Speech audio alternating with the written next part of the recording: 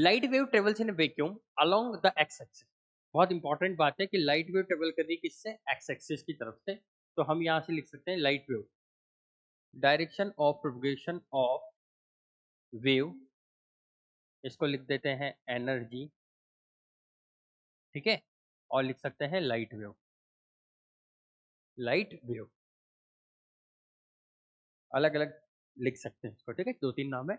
Direction of propagation DOP है आपका, direction of propagation of wave, direction of propagation of energy, direction of propagation of light wave in a vacuum along the x axis. वो कितना है? X axis के along है, मैं मानता हूँ इसको आई है, ठीक है। विच ऑफ द फॉलोइंग में रिप्रेजेंट द वेव फ्रंट। तो वेव फ्रंट की बात करेंगे, तो वेव फ्रंट की बात करेंगे तो हम क्या करते हैं, वेव फ्रंट की डायरेक्शन जो होती है वो क्या होती है, यहाँ से लिखते हैं direction of wave front is perpendicular. इसको मैं लिख देता हूँ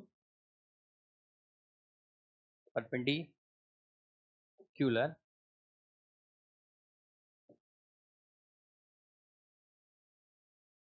to the DOP of wave. तो वेव इस डायरेक्शन में जा रही है और डायरेक्शन ऑफ परपेंडिकुलर है अपनी वेव की डायरेक्शन के परपेंडिकुलर है।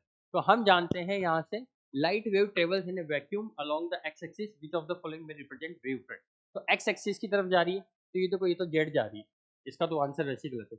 ये वाई पे जा रही है, ये एक्स वाई जेड तीनों में जा रही है। तो हमारा डायरेक्शन ऑफ प्रोपगेशन किस में होना चाहिए? एक्स इजिकल टू ए की तरफ होना चाहिए, ठीक है, क्योंकि हमारा आई कैप है, ठीक है।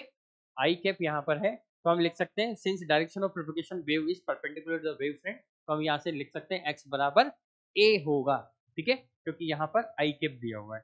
वाई जे कैप देता तो answer y equal to a हो जाता।